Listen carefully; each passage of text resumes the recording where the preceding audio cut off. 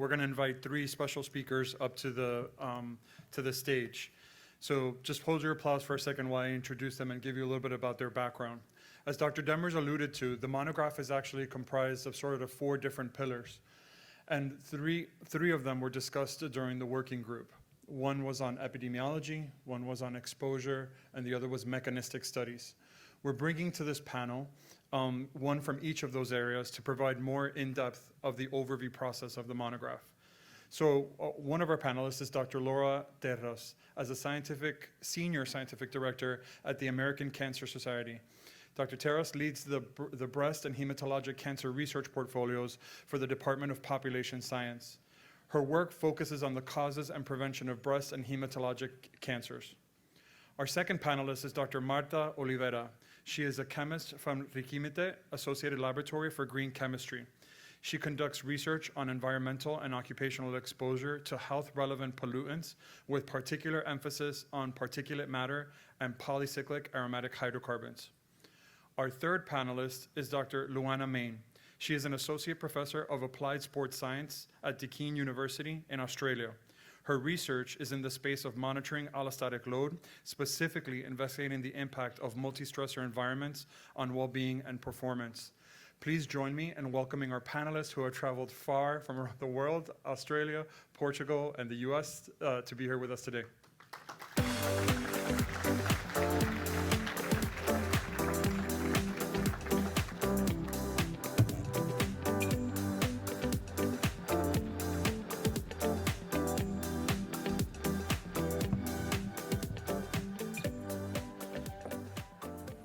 Okay, so this is a moderated panel session, so that means it's interactive. We are hoping that you all would ask some specific questions about the monograph process.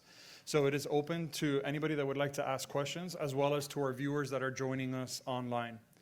So if you are interested in asking a question, I'll ask that you raise your hand, and then a microphone will be brought to you that you can ask them a specific and direct question about the monograph. This panel is focused on the broad overview of what the IARC firefighting monograph does. To kick off our questionings, I'll get to go first, per view. Would our panelists be able to highlight for us, there were some of the cancers that had significant events and others that were raised in elevation from the previous monograph in 2007. What is the significance of these new cancers that were identified, either from an epidemiologic perspective, from a mechanistic perspective, or from exposure? And please use your microphone, so you have to turn them on and...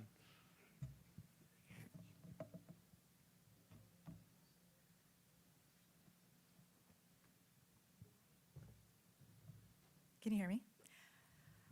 So I'll start with one cancer. I'm sort of stealing the thunder from myself from later today, but I do think that there are some interesting aspects that I wasn't going to get into in my talk about mesothelioma. And mesothelioma is a rare cancer that was not really on the radar previously, but one of the reasons that the panel concluded that this might have been is that it's a cancer for which the diagnosis has gotten better over time and more specific. It is a pleural cancer that had its own, meaning the lining of the lungs and other related tissue. And it's a cancer for which there's a specific death code for it now that there was not originally. There's an ICD-10 code that came up in the 1990s. It's also a cancer for which it's a long period of time that is suspected from when you get exposed that you get the cancer. And so for these two reasons, the panel thought that it may be that earlier studies didn't pick up these cancers because we didn't have a code for it, and because some of them didn't have long enough follow-up to observe this cancer risk.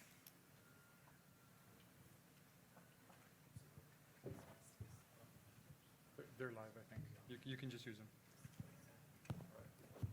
I'll just borrow this microphone. The other things I'll say about both mesothelioma and some of the other things is that some of those characteristics of the more recent studies, that they've been bigger, so they were able to actually spot mesothelioma. So that certainly helps us a lot.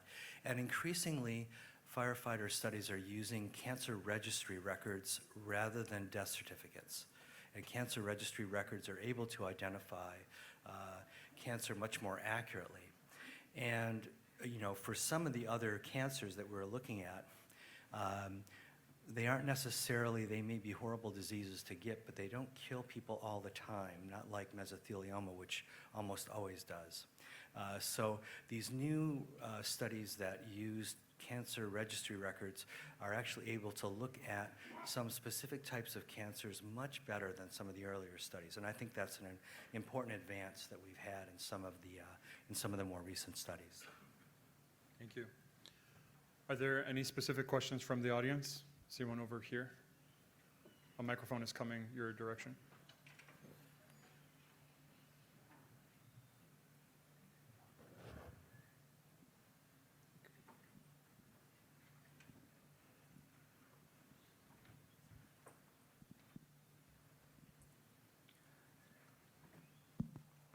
G'day, how you going? Those other 5 cancers that got knocked out, why did they get knocked out? Why weren't they accepted by IARC?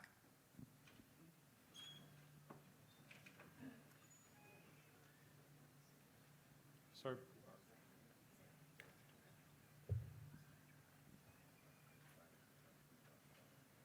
So just,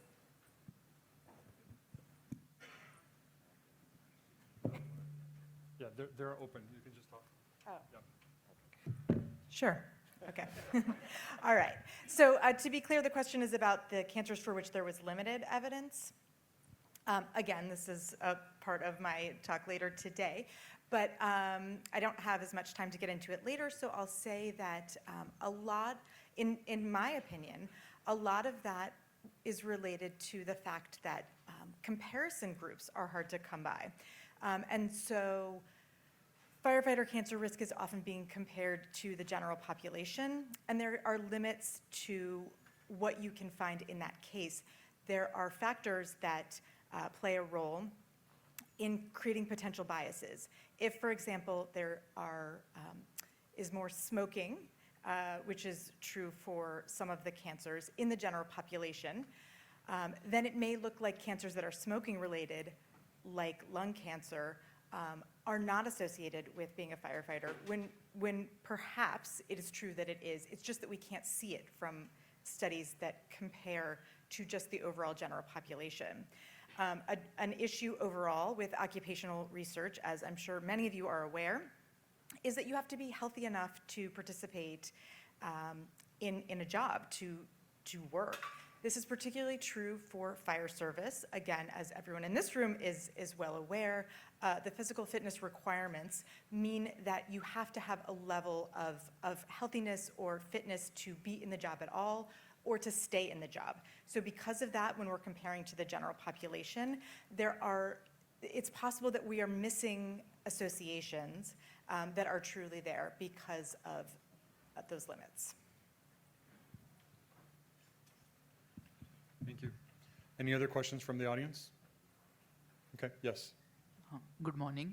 I have two-part question. So till 2007 to 2010, sorry, there was like firefighting profession was basically categorized as possibly or probably carcinogenic, and then now it is like group 1, basically like now there is sufficient evidence.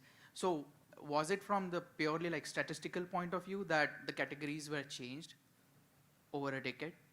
Like why it is now completely carcinogenic profession rather than probably carcinogenic? So was it just based on statistics? And my second question is, how do you subcategorize the type of cancer? Like how do you do the root cause analysis that this is particularly the reason that you get testicular cancer or prostate cancer?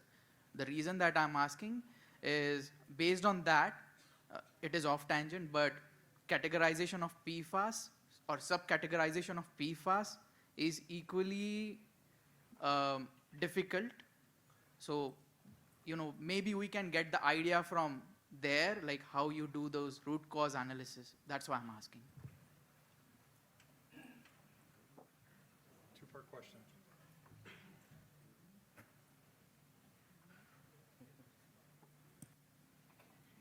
Trying to figure out who should answer. Good morning. From the exposure health point of view, I think the last decades, several works have been published in the literature all over the world, and they characterize a lot the exposure of firefighter to different pollutants, from the most commonly known like carbon monoxide or particulates, but also the other pollutants that are also health relevant, such as the polycyclic aromatic hydrocarbons or the PFAS and so on.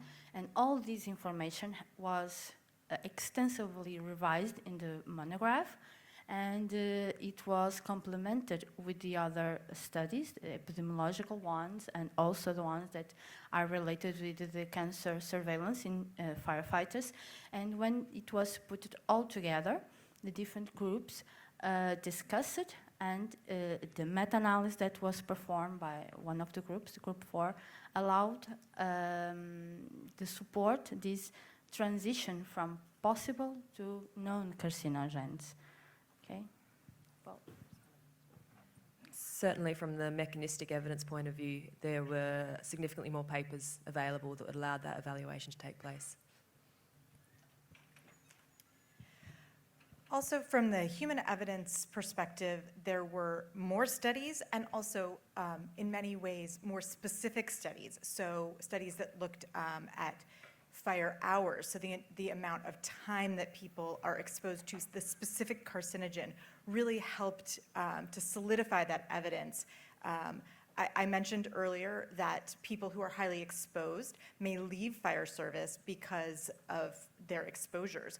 Those people may not be in the study because they were a firefighter for a shorter period of time, and therefore we might miss those people. The people who stayed in the study for a long period of time or stayed in fire service for a longer period of time may have been healthier for other reasons. And so there are several reasons why the newer research helped push this evaluation. Yeah, and I'll just say the same thing. I think in terms of lots more evidence that we had available, lots more studies that really looked at things in a much more detailed way.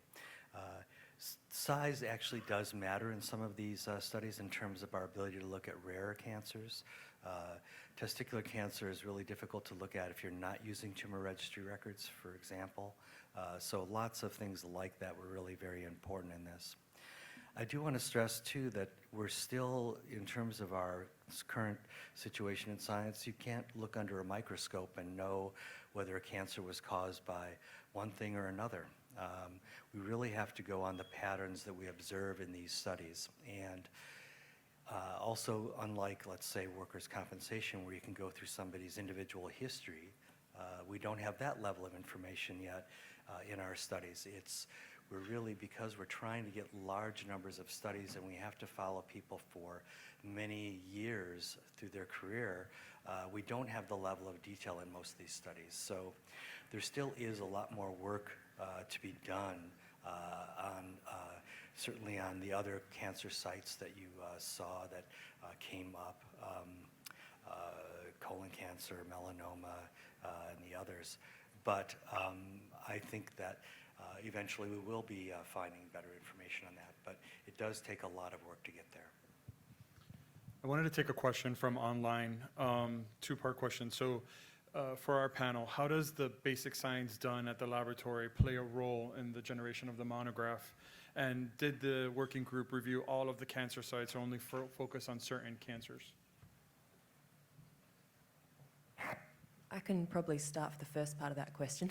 In terms of the mechanistic evidence, I mean, some of that was basic science and laboratory studies that certainly helped inform or provide the evidence for those key characteristics. And that's probably, that certainly contributed to the evaluation. Okay. Could anybody tackle our second part? Yeah, I can. I mean, the fact is that we looked at, I never actually counted the number, but there must have been about 15 or 20 different cancer sites that we really did a deep dive into. We tried to look at all the common cancer sites, and then the less common cancer sites that have been observed in at least several of the studies that have been done. And we looked at about 50 or more different epidemiologic studies that were independent studies, so a really broad body of evidence. So we tried to be pretty broad and then to eventually narrow that down to the ones that had the most consistent pattern overall. So that's what you see in the monograph. And you'll see that level of detail when the monograph is released, which the target is to release these things within a year of when the monograph meeting was, and our meeting was in June of last year. So I'm hoping that we have a new monograph available by June of this year to be able to look at. And then you'll be able to see all the evidence in detail. Absolutely. Thank you. We'll take a question back from the room. Yes, back there. So in terms of evaluating the exposures, so beyond looking at years of service, can you, with the new literature, describe some of the other assessments? Because I assume, especially when you're looking at volunteer versus professional, the years of service isn't as relevant. So are you looking at number of fires or certain characteristics of fires, or could you just speak to that?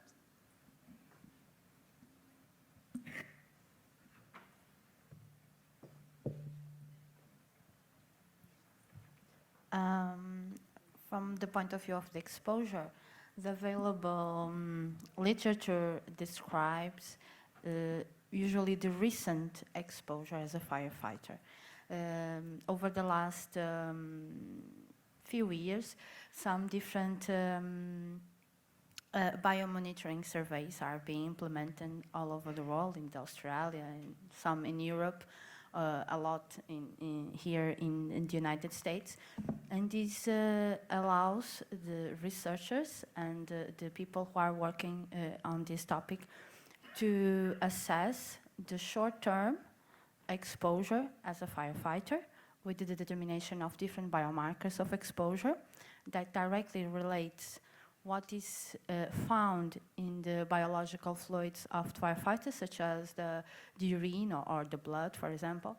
And they can try to connect that with exposure that was recent due to some specific fire or some specific activity.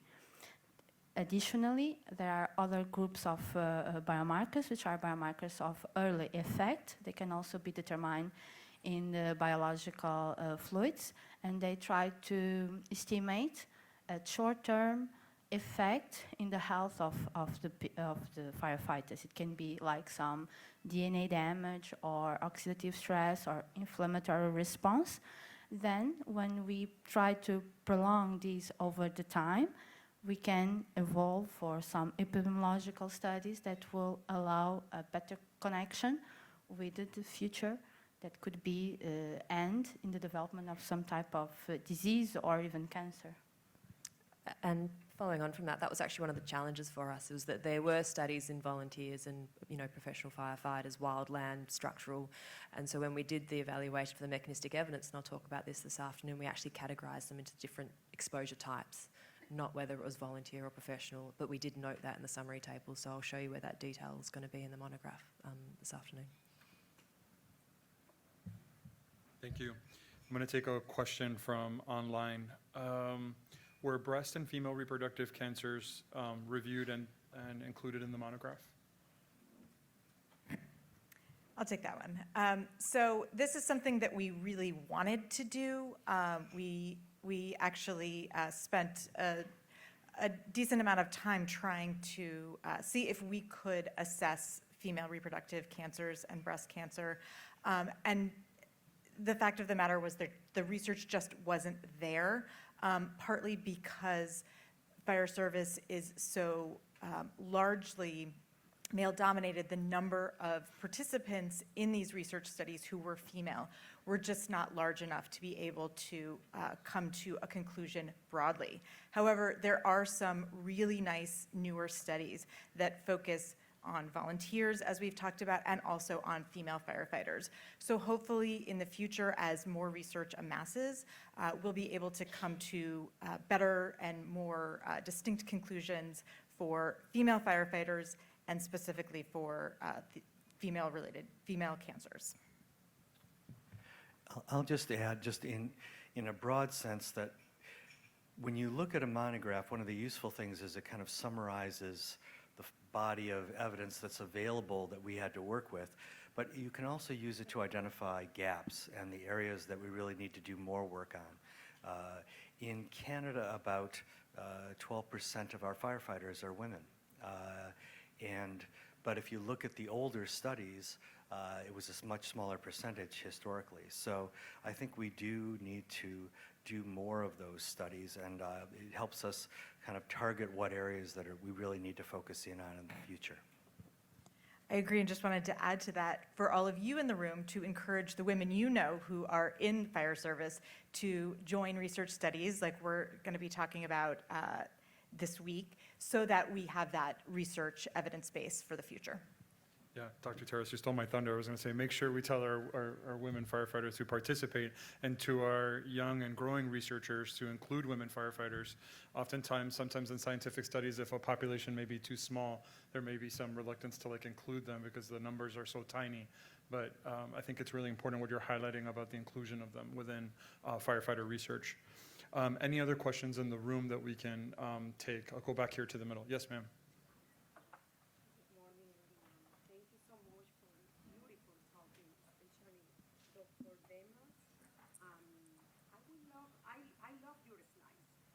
We're gonna pass you the mic just there so you can. So we can hear you. Good morning, everyone. Beautiful presentation, Dr. Demers. Okay, everyone. But I go straight forward what I want to know, because probably I'm a little bit ignorant on this. And I love one of the slides you present there, and you mentioned bladder cancer, right? What about the other organs in the urinary tracts? Are you conceived? Could you please talk a little bit more about this? Yeah, so could you comment on some of the other organ systems in the urinary? Yeah. Thank you, yeah. I mean, I think that the next best studied site is kidney cancer. And certainly there are some studies that have found an increased risk of kidney cancer among firefighters. In the overall evaluation, with all the studies that we were looking at, we didn't see the consistency there that we saw in bladder cancer. Less is known, I think, about occupational kidney cancer than occupational bladder cancer, and that may be part of the problem. We know that bladder has been associated with polycyclic aromatic hydrocarbons, which are produced really when you burn any kind of organic material. So it was very easy, or I wouldn't say very easy, but it would certainly, it was easy to connect the exposures of firefighters with bladder cancer. And we could rule out cigarette smoking because firefighters don't have an increased risk of lung cancer in the same way that they had an increased risk of bladder cancer. So that certainly helped elevate the bladder cancer evaluation. But I know some of the newer studies have also seen an increased risk of kidney cancer. So that certainly is one that I would pay attention to. Wonderful. Yes. With the increase in research and studies being published, how soon will the monograph be reviewed again? Is it on a cyclical schedule? That's a great question. How does a monograph come about? Yeah, What triggers? as I was saying, it has to get nominated, and I think one of the countries or the scientific community kind of pushes forward things that should be either reviewed or re-reviewed. Every 5 years, an IARC advisory committee is pulled together that meets for over the course of about a week again to kind of go over in person all the evidence.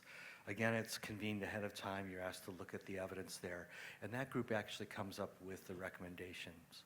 Now, not everything that's classified by IARC is reevaluated. And priority is given to things that need reevaluation. The fact that firefighting is already a group 1, is already considered carcinogenic to firefighters, may mean that it's not necessarily re-reviewed for additional cancer sites if there's a big agenda of things that, like PFAS, which will be reviewed in the coming year or so, I guess, you know, there are things there that really need to get evaluated. So it's hard to say when things get reevaluated or even if they get reevaluated. I think we have to look for other bodies to come together to talk about what cancer sites are the strongest. And maybe that's not what I would wait for an IARC evaluation, because you could be waiting quite a while. And there are more studies that are that I know are ongoing now. There certainly has been a lot of resources put in recently to increasing research on firefighters. So I think we should be looking to those new studies and then trying to, push which cancer sites are most consistently coming out of that.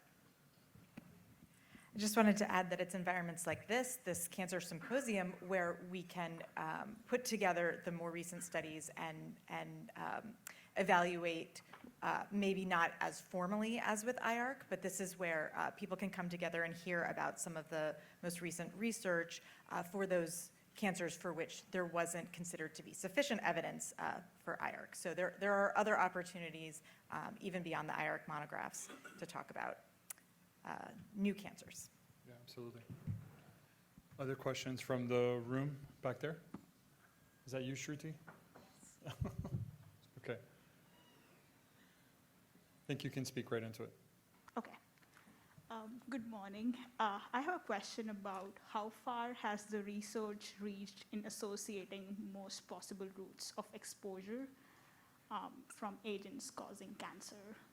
And the second is, has there been any vaccines that could help in preventing cancer, especially to firefighters?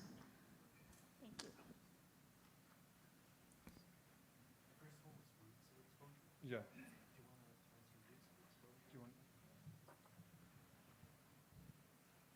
Well, regarding the different routes of exposure, it will depend on the task, most of the tasks that firefighter can be performing, because, for example, inhalation is a very important route for wildland firefighters, while the structural firefighters are more protected due to the use of the respiratory protection.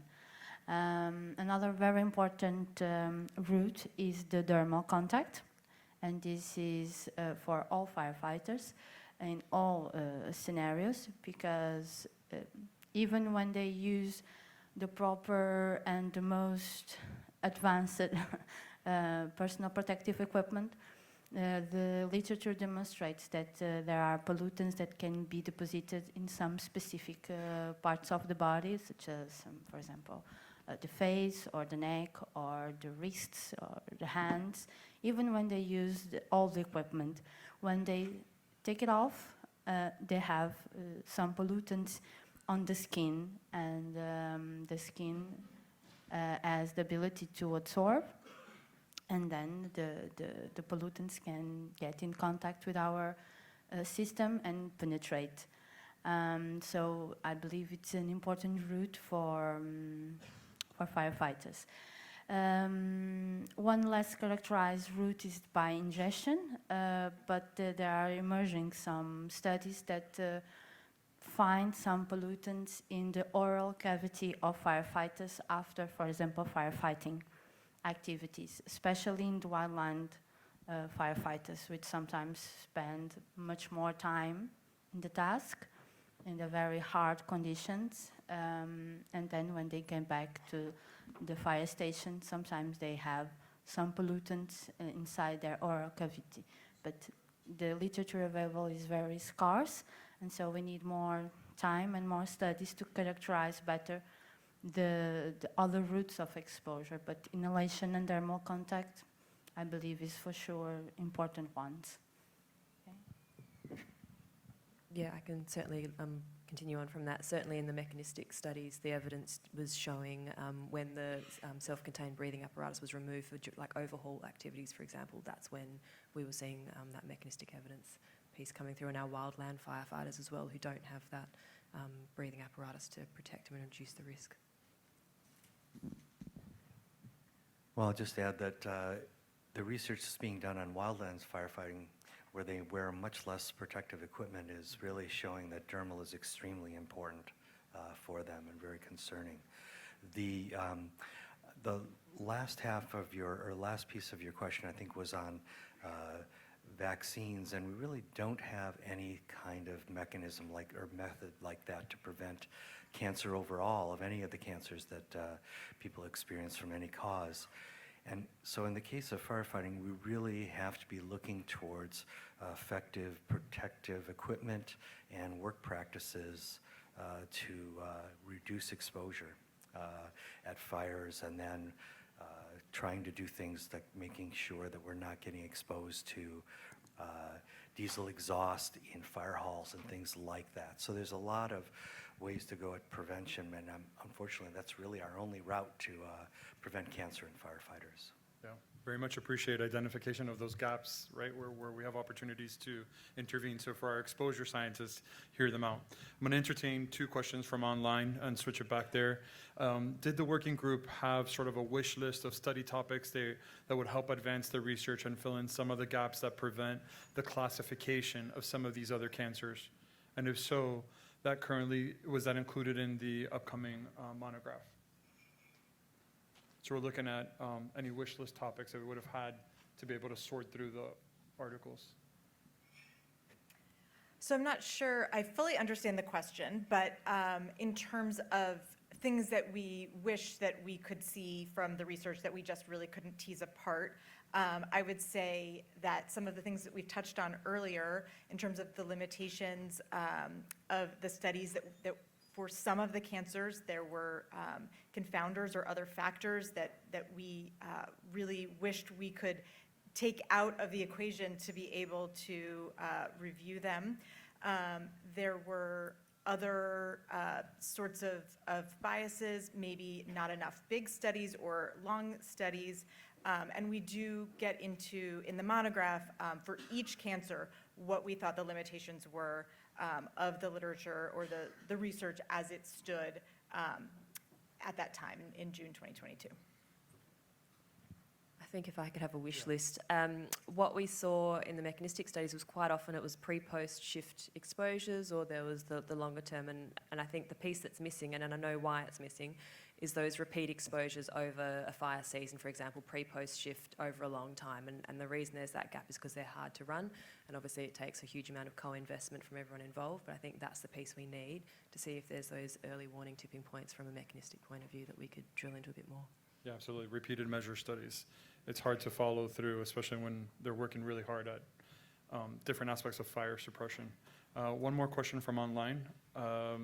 Did the working group try to stratify the studies in terms of different exposure contexts? So for example, in your review of all the papers, did you actually bin them into like wildland, structural firefighting, fire instructors? And could we assume that the independent context of firefighting of occupational exposures can be carcinogenic by those groups? So certainly for the mechanistic evidence piece, we did group them based on structural, wildland, employment as a professional employment as a firefighter, irrespective of whether it was professional or volunteer. We had a 4th group that was where there were sort of simulation studies looking at an element of the role, so extreme heat exposure or simulated wildland firefighting, for example, and others. And then there was that group 5 with the World Trade Center. So we certainly did our synthesis of evidence on those different exposure types. Okay. And that was much more difficult when it came down to the studies of cancer in humans, because the big studies that we talked about, there were simply not, and most of the studies were really looking at city firefighters, city professional firefighters, many of the studies. We don't have enough studies to look at, only a few studies have looked at volunteers, only a few studies have specifically pulled out women.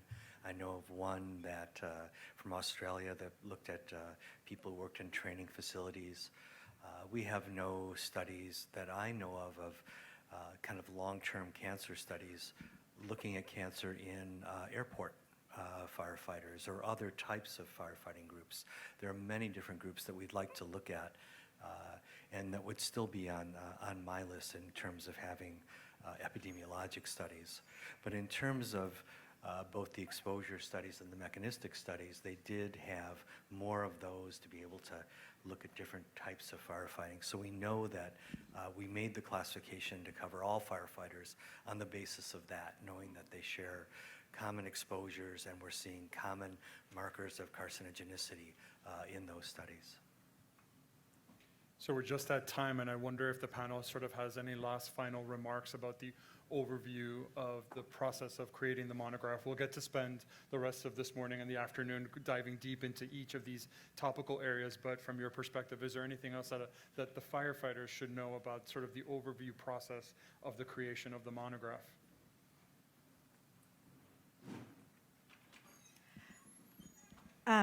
Just that I think that people should know that this is a process that's taken very seriously, that people spent a lot of time reading through these studies, trying to come at it from a very unbiased perspective, sort of going in without any preconceived notions, and really, really evaluated every aspect that could be evaluated from the information available. So it is a very rigorous process. It is a little over a week in person, but also the work starts long before that.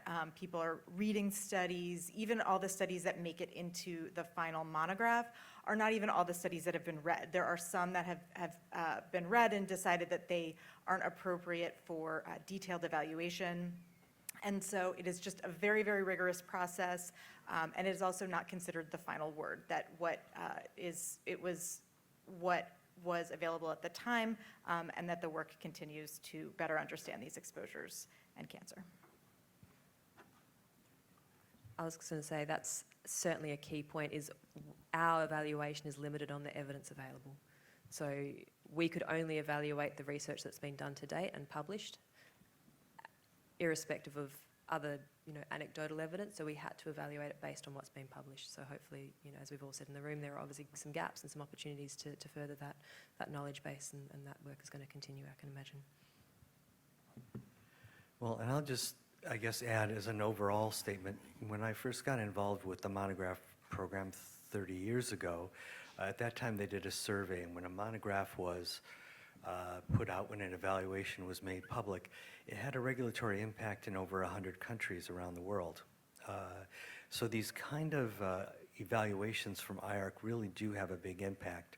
I think in the case of this, what I'm hoping the impact is that it really does spur on a lot more work in this area, both in further research, but also in prevention, which we really have to focus in on. So I hope that this evaluation will really help spur these things on. Me too, me too. All right, so we're at the close of our panel session. Please join me in thanking our scientists who have traveled very far to come also